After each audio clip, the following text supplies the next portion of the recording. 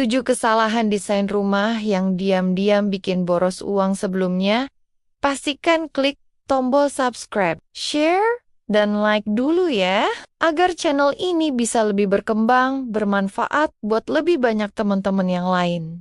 Terima kasih. Yuk lanjut deh. Halo moms semua. Moms, sini deh aku curhat sedikit. Pernah nggak ngerasa uang bulanan itu kayak bocor alus? Nggak kelihatan lubangnya, tapi tahu-tahu habis. Padahal ngerasa nggak jajan aneh-aneh dan nggak belanja online tengah malam. Tapi kok saldo makin kurus dan hati makin sensitif. Kadang kita langsung nyalahin diri sendiri, ngerasa kurang pinter ngatur uang, ngerasa gagal jadi ibu rumah tangga yang rapi dan hemat. Padahal seringkali biang keroknya itu bukan kita, bukan karena kita boros, bukan karena kita kebanyakan mau, tapi karena rumah yang tiap hari kita tempatin dan kita rawat penuh cinta ini, ternyata diam-diam nguras tenaga, pikiran, dan dompet kita. Rumah yang harusnya jadi tempat istirahat, justru bikin kita kerja ekstra tanpa sadar. Sedikit-sedikit beresin, sedikit-sedikit beli ini itu supaya kelihatan rapi, nyaman, dan pantas disebut rumah idaman.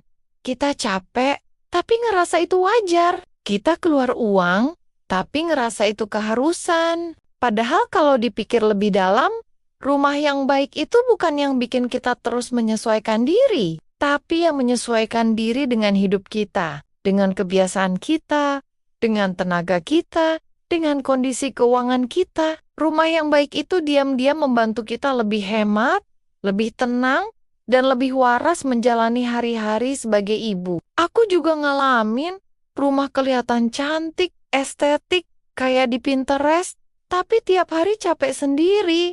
Beresin gak ada habisnya. Beli ini itu terus dengan alasan biar rapi, biar enak dilihat, biar nyaman. Tapi ujung-ujungnya nambah barang, nambah kerjaan, dan nambah pengeluaran. Lucunya lagi, makin pengen rumah rapi, makin sering belanja. Dan makin sering bilang ke diri sendiri ini terakhir, padahal dompet udah teriak pelan-pelan. Fenomena ini tuh relate banget sama kehidupan moms.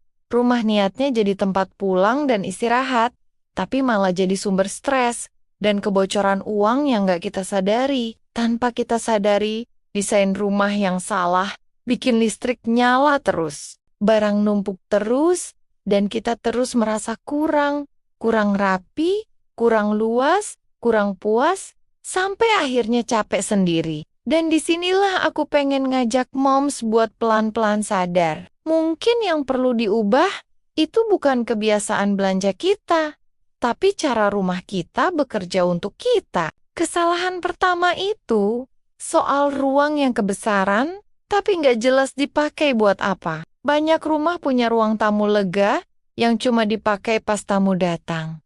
Yang itu pun paling sebulan sekali. Selebihnya kosong, dingin, dan cuma jadi tempat numpuk kursi cantik yang jarang didudukin. Akhirnya karena ruang lain sempit, kita beli lemari tambahan, rak tambahan, bahkan kotak penyimpanan. Padahal kalau dari awal ruangnya dipadatkan dan difungsikan dengan jelas, uang buat beli furnitur tambahan itu bisa disimpan atau dipakai buat hal lain yang lebih penting. Kesalahan kedua datang dari pencahayaan alami yang kurang dipikirin. Banyak rumah yang siang hari masih harus nyalain lampu karena jendela kecil, tertutup, atau salah posisi. Awalnya kelihatan sepele, cuma 1-2 lampu. Tapi kebayang nggak, kalau tiap hari dari pagi sampai sore, lampu nyala terus, tagihan listrik naik pelan-pelan tanpa terasa.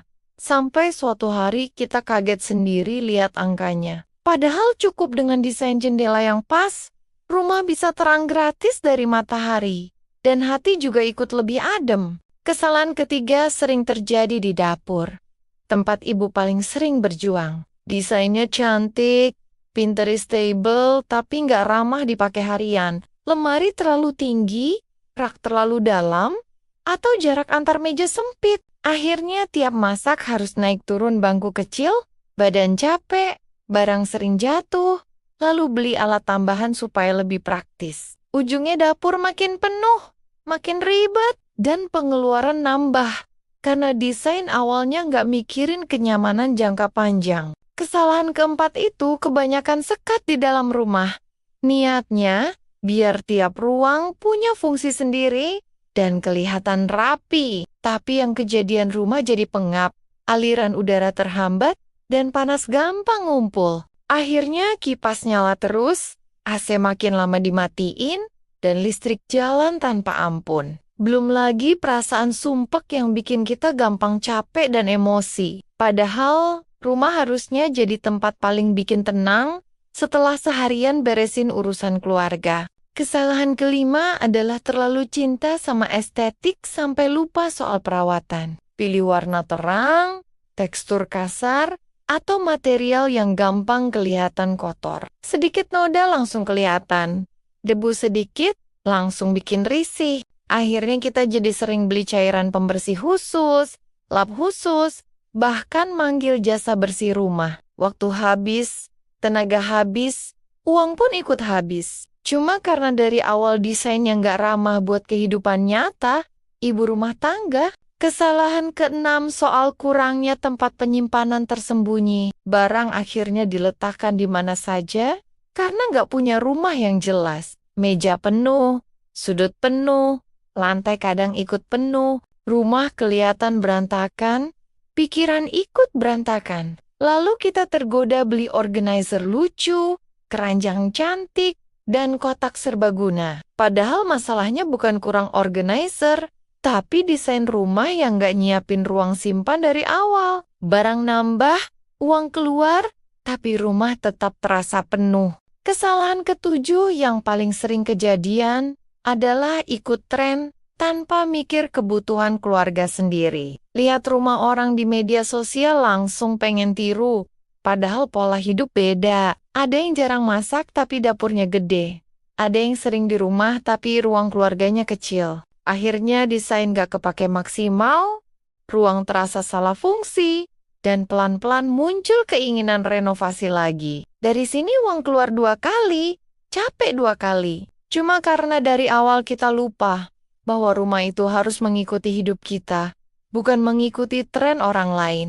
Moms, kadang kita terlalu keras sama diri sendiri. Ngerasa kurang hemat, ngerasa kurang pinter ngatur rumah. Padahal yang bikin capek itu bukan kita, tapi rumah yang gak diajak kerja sama. Rumah yang diam-diam nyedot energi, waktu, dan saldo tanpa izin. Kayak teman yang suka numpang tapi lupa bayar. Pelan-pelan aja. Rumah gak harus langsung sempurna, gak harus kayak di Pinterest. Yang penting tiap sudutnya ngerti kebutuhan kita. Bikin gerak lebih ringan, pikiran lebih tenang, dan dompet nggak kaget tiap akhir bulan. Karena hidup sebagai moms itu udah cukup ribet, tanpa harus berantem sama desain rumah sendiri. Dan kabar baiknya, semua bisa dibenerin pelan-pelan. Satu sudut, satu kebiasaan, satu keputusan kecil. Karena rumah yang baik itu bukan yang bikin kita terlihat hebat di mata orang lain, tapi yang diam-diam bantu kita hidup lebih tenang, lebih hemat, dan sedikit lebih bahagia setiap harinya. Terima kasih, Moms. Semua sudah menemani dan mendengarkan ceritaku sampai akhir. Sampai ketemu lagi di video berikutnya.